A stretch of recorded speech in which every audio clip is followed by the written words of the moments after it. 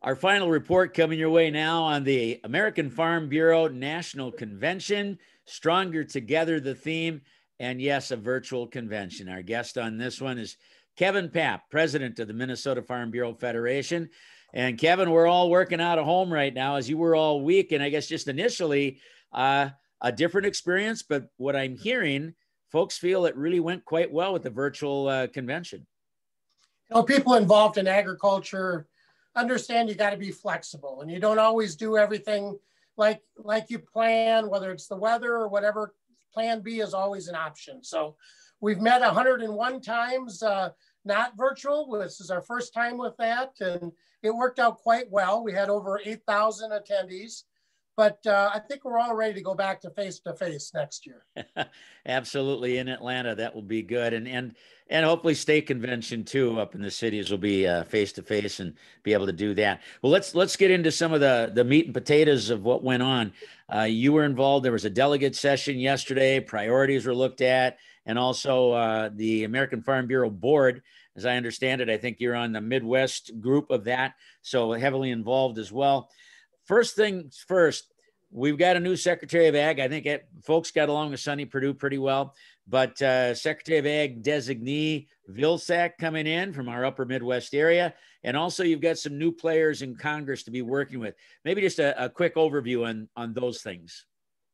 Well, it's so important that we're engaged already, not only with the new administration, the new secretary designees, but also members of Congress. We've got over 60 new members of Congress, a lot of people new to a committee, maybe new chairman in many cases. So Farm Bureau's at the table, mostly through Zoom, interacting with those folks each and every day. Let's go down the line. What about trade? You know, that was been so much of the conversation, the Canadian-Mexican agreement, the China deal. Where are we at, and what kind of things were Farm Bureau pointing towards in the priorities and the goals? Well, we always have to remember 96% of the people in the world don't live in the United States. So our customers are all over the world. And in agriculture, we're really much more dependent on trade than a lot of other businesses. So that's why we're excited to see Secretary Vilsack at USDA. He certainly is from the Midwest. He understands animal agriculture. He understands renewable fuels, but he also understands the importance of trade, not only maintaining the agreements we have, but looking for new opportunities as well. Ag labor. I noticed as I was looking through some of the items that were covered in the priorities. What about ag labor? That's still a big issue for us in the Midwest. It's a big issue for everyone. Some people it's more seasonal, others it's year round, but no matter what it is, we need a more effective, a more affordable program that we've got reliable access to those workers. They're hardworking, they're experienced, and we really need them. We kind of saw a little bit of that with the COVID-19 and our just-in-time inventories and processing plants. So ag labor is always an important issue for everybody in Farm Bureau. Let's move on down to climate change and where that's at and things that Farm Bureau is looking at on the national level that way. Well, you know, agriculture, you know, weather is, we live and die by the weather each and every day. Certainly climate, it is changing a little bit. And we want to be part of that. Agriculture can do a lot to reduce greenhouse gases. On the state level, going from an E10 to E15, more renewable fuels, more ethanol reduces greenhouse gases. So we want to look at that at the state level.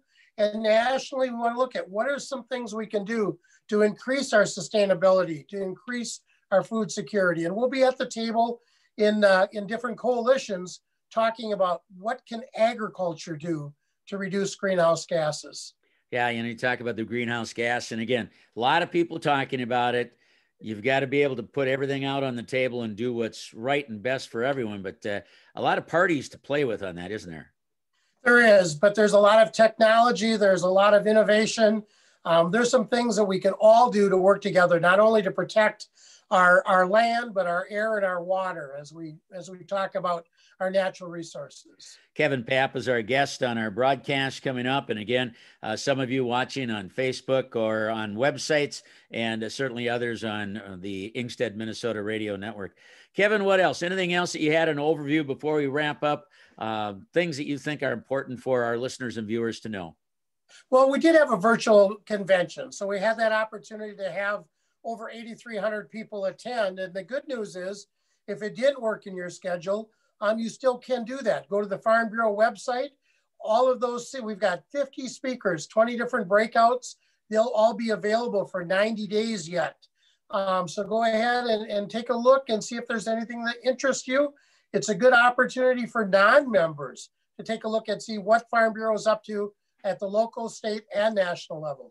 Yeah, and it's fb.org, fb.org. And if you go /events, that'll get you there.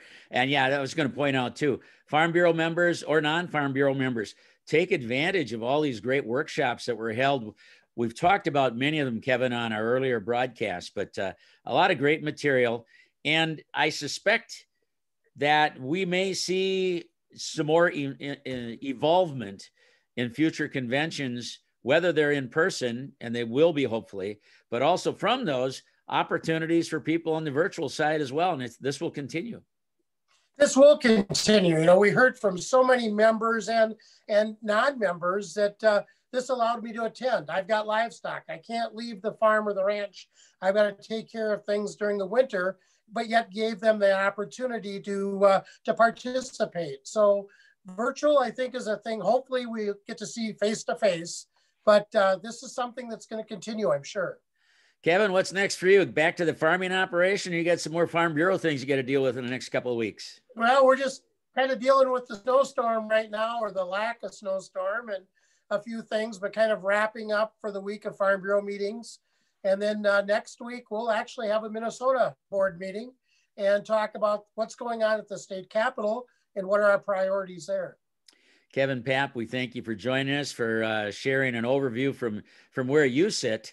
And it's great for our listeners to hear that as well. Appreciate the work you're doing on behalf of farmers throughout Minnesota and for Farm Bureau. Thanks so much, Kevin.